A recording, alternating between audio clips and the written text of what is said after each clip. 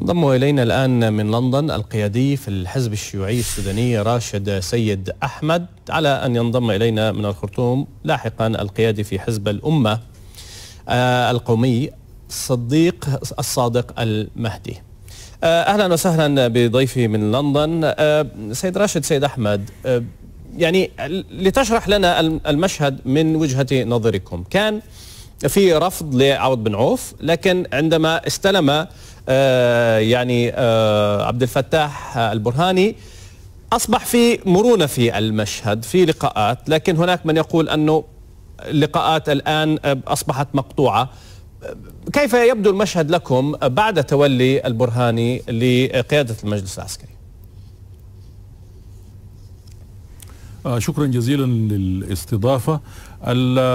الصورة التي تعكس الآن عن أن هنالك انفراج وأن السيد الفريق أول برهاني ومجلسه أبدوا شيئا من المرونة وتقديم بعض الأشياء، يعني ده قرص في أذهان الناس أنهم هم المالكون وهم الذين يمنحون السلطة للشعب السوداني وقواته المسلحة. تاريخيا قوات وطنية تنحاز إلى شعبها، لأن مهمة العسكري تختلف عن مهمة المدني الذي والتنفيذي. فكونهم استلموا السلطة بتلك المسرحية التي بدأها ابن عوف وآلت الآن للفريق البرهاني، يعني هذه الصورة تعكس كأنهم يمنحون بالقطارة، يمنحون قطعة فقطعة حقوقنا التي سلبت كمواطنين سودانيين لمدة 30 عاما. لكن سيد راشد اسمح لي، يعني أيضا حتى لكن يعني يقال أنه الشعب هو من لجأ للجيش، يعني الاعتصامات أمام قيادة الأركان هي التي أتت بالنتيجة، وبالتالي نعم الجيش قام بما أراده الشعب، لكن في فترة انتقالية حتى يعني تسلم السلطة بشكل كامل للمدنيين. ألا يبدو ذلك عمليا أكثر؟ تفضل. وهل شعبنا الذي أنجز هذه المآثر شعب قاصر يحتاج لمن يرعاه؟ لا، النقطة سيد راشد سيد أنه في نقطة مهمة. لا شعبنا اسمع، سؤالك مهم حتى لا يبقى بدون إجابة، حتى لا يفهم خطأ. يعني هناك استلام للسلطة، من الذي سيستلم السلطة الآن؟ أي حزب أو أي تجمع سيستلم سيحسب حزبيا على جزء من الشعب، يعني الشعب السوداني كله ثار صحيح، لكن من الذي سيستلم؟ وهذه المرحلة حساسة، وبالتالي أي سياسي سيستلم قد ينتقد بأنه انحاز لطرف دون طرف آخر في هذه المرحلة التأسيسية. لذلك يرى البعض أنه الحياد مهم في هذه الفترة لصالح الشعب. وهل هذا المجلس المكون من قادة الجهاز الأمني لسلطة البشير ونظامه هل هو محايد؟ هذا سؤال مهم. إذا استطلعنا الأسماء التي وردت في المجلس كلها ضالع في تثبيت النظام، ضالع في جرائمه. ومثال بسيط جدا أن الفريق صلاح قوش رئيس الأمن والمخابرات الوطني يقدم استقالته، وتبث الصور بأنه يسلم نائبه ويسوق سيارته أو يساق إلى منزله كأن شيئا لم يكن، وهو الذي أمر بإطلاق الرصاص، وهو الذي أمر بقتل الناس في المظاهرات الأخيرة وقبلها. كيف نأمن يعني مثل هذا السلوك. أستاذ راشد، النظام مهمة، هذه النقطة مهمة. التحفظ. دعنا نشرك ضيفنا من الخرطوم، أصبح الآن جاهز حتى نأخذ أيضا رأيه. صديق الصادق المهدي القيادي في حزب الأمة معنا الآن من الخرطوم. ما رأيك في المشهد الذي ربما استمعت خلال هذه الفترة لما قاله ضيفنا راشد سيد أحمد حول أداء المجلس العسكري في هذه الفترة؟ بسم الله الرحمن الرحيم. في الحقيقة بعد أن نجحت الثورة السودانية بتلاحم الشعب السوداني كله بقيادة شبابه ونسائه وتلاحم جيشه وقواته المسلحة في ميدان الاعتصام بعد أن نجحت هذه الثورة يعني الثانية للشعب السوداني بهذا الإنجاز الكبير، ونأتي للمرحلة التي نحن فيها الآن، مرحلة الانتقال، وهي مرحلة بالغة التعقيد. التعقيد من أين يأتي؟ أولا طبيعة استمرار النظام ل30 عاما شوه الدولة والجسم السياسي السوداني، فهذه حقيقة وهذه تلزمنا بالتعامل معها. فمثلا هناك تحفظات على عدد من الأسماء الموجودة في المجلس العسكري، ولكن علينا أن ندرك كذلك أن التغيير الذي حدث قام به الشعب وقام به الجيش. نحن في ميدان الاعتصام كان هناك التحام بين الشعب والجيش، والجيش السوداني وخصوصا الرتب الدنيا نزل معنا في الميدان ودافع عن المعتصمين وصد قوات الميليشيات التي كانت تقتلهم. ولذلك هذا التغيير قام به الطرفان. عندما نأتي لتمثيل المؤسسة العسكرية في تكوين المجلس العسكري الموجود حاليا، طبيعة التركيبة تأتي برتب عليا وهذه تركيبة الجيش، ولذلك حتكون يعني من الصعوبة الاتفاق على كل الأسماء بأنها تكون نقية لا يشوبها شائب، ولكن يصبح المعيار الذي أراه مناسبا لنتعامل مع المرحلة الانتقالية ونعبرها بنجاح مثل ما عبرنا أو عبرت الثورة بنجاح. أولا تكليف الاستعجال بتكليف وتحويل السلطة المدنية أو الإدارة المدنية تسلم لممثلي الشعب ولقادة قوى الحرية والتغيير وبصلاحيات كاملة، وهذا محك رئيس. يعني عندما يتم تنفيذه نكون قد عبرنا خطوة أساسية في الاتجاه الصحيح. الجانب الآخر يجب أن تتعاون المجلس العسكري. أنا في رأيي يجب أن يشترك الطرفان العسكري والمدني في جميع الأعمال حتى يستمر عامل الثقة بين الطرفين في الأعمال المختلفة. يعني مثلا المقترحات المحددة في هذا الشأن يجب أن يشمل المجلس العسكري تمثيل مدني، وكذلك الحكومة المدنية بحكم الوظائف هناك بيكون تمثيل للممثلي القوى النظامية مثلا في وزارة الدفاع ووزارة الداخلية وهكذا. عندما نأتي لإجراءات تصفية الدولة العميقة، هناك إجراءات محددة يجب أن تتخذ، مثل اعتقال قيادات المؤتمر الوطني التي كانت سببا في القتل والدمار الذي لحق بالسودانيين طوال 30 عاما. لكن هذه الأوامر سيد صديق، اسمح لي هنا لأنه نفس السؤال سألته لضيفي من لندن، هل هذه عمليات التصفية، عمليات التغيير، عمليات المحاكمة، هل مطالب فيها المجلس العسكري الآن في بداية المشوار أم الحكومة المدنية ذات الصلاحيات التي تحدثت عنها هي التي يجب أن يناط بها إصدار هذه القرارات؟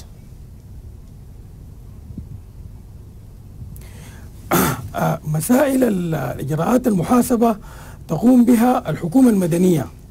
ومثلا بالنسبة للكلام عن الأسماء المتورطة، نحن حتى لا تلقى الاتهامات جزافا، يجب أن عندما تتولى السلطة المدنية أعمالها تقوم بالتحقيق في كل الجرائم التي ارتكبت، جرائم القتل وجرائم النهب التي ارتكبت واستنزفت موارد البلاد، وكل اسم لا حصانة لشخص، كل اسم متورط عليه أن تطاله المحاسبة، فهذا فيما يلي طيب. المحاسبة والمساءلة. ولكن هناك إجراءات يجب أن تتخذ اليوم، يعني مثلا باختصار حتى أعود إلى لندن أستاذ صديق. والميليشيات التابعة للمؤتمر الوطني، أي الكتائب والميليشيات التي اعتدت على الثوار واعتدت على المعتصمين واعتدت على القوات المسلحة وقتلت من الجنود وقتلت من المعتصمين، كيف تترك بدون أن يعني تصادر أسلحتها ويعتقل حتى قادتها، لأن هذه ميليشيات إجرامية. ولذلك هناك إجراءات يجب أن تتخذ اليوم قبل الغد، قبل كل شيء، لتستتب الأمن في شوارع البلاد وتستقر الأمور. هي إجراءات أمنية يجب أن يتخذها المجلس العسكري فورا. طيب. اليوم واضح. إجراءات أمنية. نعم. أعود لضيفي من لندن سيد راشد سيد. نعم. إذن يعني في وضوح في موضوع أن هناك قرارات يجب أن تتخذ وهناك محاسبة يجب أن تعد، لكن لا يقوم بها حاليا المجلس العسكري وإنما الحكومة ذات الصلاحيات التنفيذية، وبالتالي يعني هناك مشكلة في أولا العلاقة بين المجلس العسكري والحكومة وصلاحيات كل منهما، أليس كذلك؟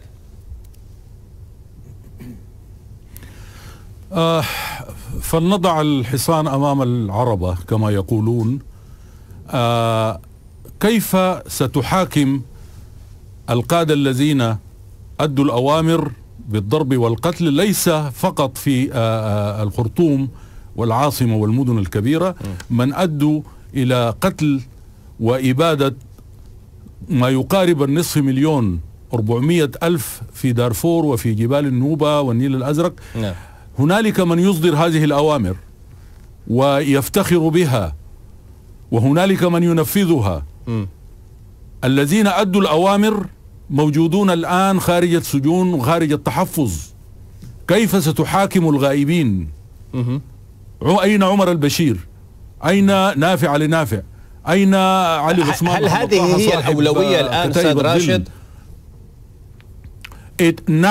نعم، لأنهم تركوا الآن يعني أحرار، وهم في تقديرنا من يحركون هذا العمل المضاد للثورة. كيف يترك رئيس جهاز الأمن الفاشيستي هذا يعني يقال أنه قدم استقالته كأنه في ناد رياضي؟ يجب أن يتحفظ عليه، والأموال التي نهبوها والمباني والأراضي التي احتازوها والمال الذي خرجوه خارج السودان وكل الفظائع التي ارتكبوها في الاقتصاد والسياسة وحياة السودانيين، لا نقول الانتقام. من الذي ولا أعني أن تتم محاكمتهم محاكمة يعني عسكرية. كيف ستحاكم يا أخي؟ كيف ستحاكم من ليس هو يعني في الحفظ وتحت يدك؟ هذه خطوة أولى يجب أن كان يتخذها المجلس العسكري الأول إن كان صادقا، وإن لم يكن هو نفسه جزءا. ما دارين نخش في الأسماء والتفاصيل، لكنها معلومة ومرصودة.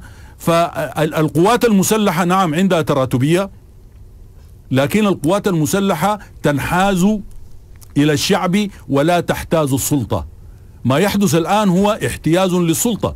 يتحدثون في المؤتمر الصحفي اليوم عن تعيينهم لرئيس وزراء أو رئيس دولة من محايد ولا ينتمي. من أعطاكم السلطة لتعينوا الناس؟ طيب، لكن سؤال قصير جدا أستاذ راشد، يعني أنت قلت بنفسك أنه يعني أعضاء في تراتبية والأعضاء الموجودين متهمين بأنهم كانوا في النظام السابق. إذن يعني حتى يأتي من يحاكمهم أو من يحاسبهم أنت محتاج إلى يعني سلطة أخرى. نعم. وتتوقع منهم أن يقدموا ذلك طواعية يعني بهذا الشكل. باختصار حتى أعود للخرطوم. أيوة، عندما قام عمر البشير بانقلاب الحركة الإسلامية كان في رتبة العميد، والآخرون كانوا في رتب صغرى بما فيهم رائد كان يحييه اللواءات أركان حرب. التراتبية في السودان عندما جاءت هذه الشموليات خربتها.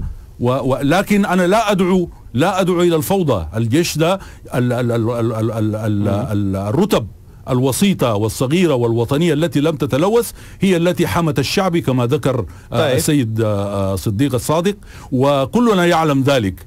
لكن التأجيل والتأخير ليس أمرا يعني صدفيا، إنما هو تخطيط في تقديري حتى أن ينهك الثوار ويقبلوا بما يرمي لهم هذا المجلس العسكري. طيب سيد صديق الصادق المهدي، أعود لك في الخرطوم. هنا في خشية من أن المجلس العسكري، أولا طبعا سؤال السيد راشد أنه من أعطاه الصلاحية كي يختار الاسم، يعني السلطة للشعب. ثانيا أنه كيف نصل إلى هذا الموضوع أن تجعل جنرالات في نظام البشير يسلمون كل شيء بهذه السهولة بشكل مباشر؟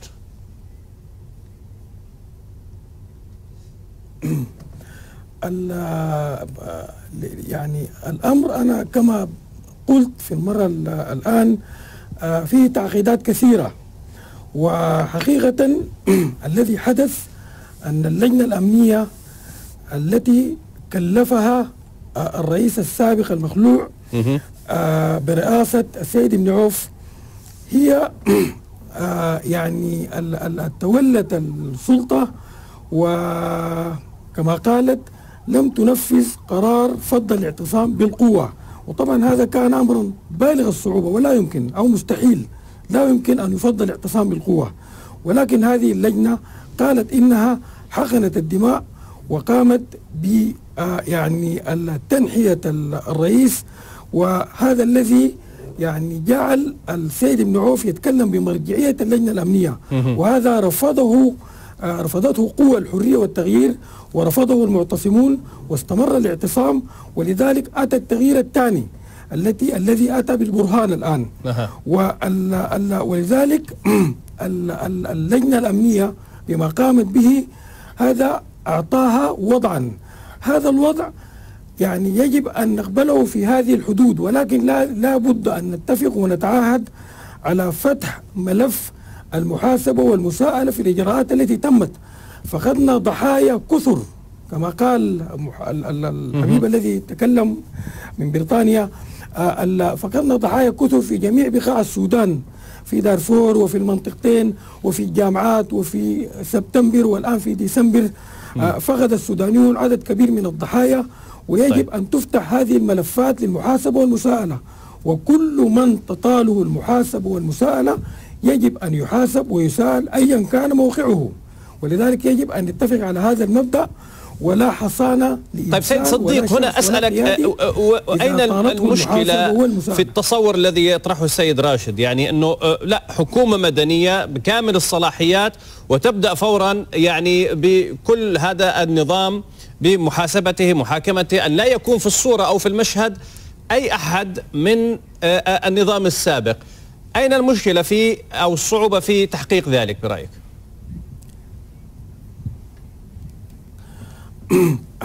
الموقف الآن أنا كما أسلفت المحك الذي بموجبه يمكننا أن نقرر أننا ماضون في الاتجاه الصحيح والسليم أو لا. هناك فرصة نكسة وهناك فرصة أن نمضي إلى الأمام. ما هو المعيار؟ المعيار الأول هو عندما يعني تكلف الحكومة المدنية أو تكون الآن القوى الحرية والتغيير والمجتمع المدني السوداني يقدم ترشيحاته وأسماءه للتوافق عليها، والصلاحيات التي تنالها هذه الحكومة في عملها وطريقة تعيينها وطريقة تكوينها هي التي ستقرر وتحدد إنه نحن ماضون إلى الأمام أم أنه حدثت سرقة للثورة وتدهور ونكسة. الآن الفرص نحن في مفرق طريق، يمكن أن نلف يمين أو شمالا وكله متاح الآن، ولذلك لا نستبق الأحداث ولكن نحدد المطلوبات التي تضعنا في الاتجاه الصحيح. وأنا أعتقد الموقف في السودان الآن يتطلب التوافق، يعني لا يمكن أن يمضي المجلس العسكري مثلا ويقول أنه يريد أن يفعل كذا وكذا وتجاوز الآخرين. لأن الدولة في السودان منهارة، الاقتصاد منهار، كل شيء وصل إلى الحضيض. طيب. وتتطلب تعاون من جميع الأطراف ولا تتحمل أي مقاومة ولا مشاكسة. نعم. طيب، سؤال يعني هنا سريع حتى يعني نلخص المشهد. سيد، يبدو لي أنه سيد صديق الصادق أنه ممكن أخذ بعض المطالب والتفاوض وبالتدريج ننتقل لحكومة مدنية كاملة الصلاحيات، وبالتالي هذا التوافق هو المهم والوصول إلى هذه النقطة هي المهمة. سيد راشد، ما رأيك؟ هل يمكن فعلا طالما أن الحكومة يتم التوافق عليها والصلاحيات أن يتم العمل بالتدريج؟ ما محاذير ذلك باختصار؟ القوات المسلحة ضلع أساسي في بناء السودان والمحافظة عليه. الضباط والجنود الذين وقفوا مع المعتصمين وحموهم من الميليشيات هؤلاء وطنيون يسمع رأيهم ويسمع صوتهم ولهم دور يعني أقسموا عليه ومنصوص عليه في دساتيرهم. النقطة الأساسية: كيف تسمح للنظام الذي بطش بالناس 30 عاما، تسمح لرموزه بالتجول بأمان؟ سيد راشد، يطلع بيان من حزب المؤتمر السوداني، يطلع من حزب المؤتمر الوطني يتحدث عن عدم الإقصاء، وأن لقد جاء هذا النظام بانقلاب عسكري. واليوم المؤتمر الذي عقد بقاعة الصداقة كان يحوي من ضمن من حوى ممثلين لحزب المؤتمر الوطني وأحزاب التوالي، وهي أحزاب موالية للنظام، فكأنه حوار أو مونولوج داخلي بينهم. طيب سيد راشد، هنا في نقطة اسمح لي فيها، يعني البداية مش صحيحة، البداية مش خطيرة، لكن إقصاء، لأنه أنت يعني أيضا عليك أن تبدأ بداية جديدة مع كل الشعب السوداني، يعني حتى لا تقع في أي فخ مثلا اجتثاث البعث في العراق أو حل الجيش أو هذه النقاط التي شفنا يعني كيف كانت. هنا كيف يمكن أن تزن هذا الموضوع؟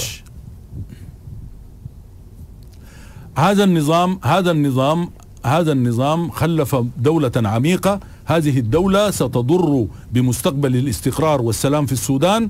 كل من أجرم في حق السودان وفي حق الوطن وحق المواطنين سيقدم لمحاكمات عسكرية. لكن هنالك قادة يجب أن يكونوا الآن في الحفظ إلى أن يقدموا للمحاكمة. طيب سيد راشد، اسمح لي أن نقف معك عند هذه النقطة. في تعليق أخير أيضا سيد صديق الصادق، هنا معاييركم فيما يتعلق بالحكومة، يعني طلب أسماء وربما لا نعرف من الذي سيختار أو كيف آلية الاختيار. ما هي المعايير في تشكيل هذه الحكومة وصلاحياتها باختصار؟ أنا أعتقد أنه الحكومة المدنية يجب أن تكون حكومة خبرات وكفاءات بعيدا عن المحاصصة الحزبية، لأنه إذا فتحنا باب المحاصصة الحزبية في هذا الجانب ستهزم الأحزاب قضيتها، وهذا لا يكون أساس لإقصاء الرموز الحزبية كذلك، لأنه الحزبية ليست عيبا، هذه من تركة الإعلام الشمولي. الحزبية عمل وطني وهي آليات تداول السلم للسلطة، ولكن نحن نقول يجب أن نتفق على أنه الحكومة المدنية الحالية في الفترة الانتقالية يجب أن يكون المعيار الأساس هو الخبرة والكفاءة بعيدا عن الانتماء الحزبي. الانتماء الحزبي لا يحرم، وصلاحياتها يكون أساس لاختيار ذا الكفاءة وذا الخبرة. صلاحياتها كاملة تكون بالتشاور والترتيب الأمر مع المجلس العسكري. أما فيما يلي مسألة، أنا عندي نقطة واحدة أضيفها سيدي العزيز. تفضل. نحن السودانيون فقدنا 300,000 في دارفور، وعدد من الضحايا في المنطقتين وما لا يقل عن 50 من طلبة الجامعات، و260 في سبتمبر، و75 في ثورة ديسمبر. يجب فتح ملفات المحاسبة، من قتل هؤلاء ويحاسبوا ويسألوا جميعا. هذه الدولة نهبت 150 مليار دولار. نحن في دراسة عن المبالغ دي من وين ولماذا المبلغ 150 مليار دولار، ولذلك يفتح التحقيق ويطال كل من يطال التحقيق، وهذا الذي يزن الأمور ويضعها في نصابها وإطارها الصحيح. واضح. شكرا. إذن شكرا جزيلا لضيفي في هذا النقاش. كان معنا من الخرطوم القيادي في حزب الأمة القومي صديق الصادق المهدي، والشكر الجزيل لضيفي من لندن القيادي في الحزب الشيوعي السوداني راشد سيد أحمد.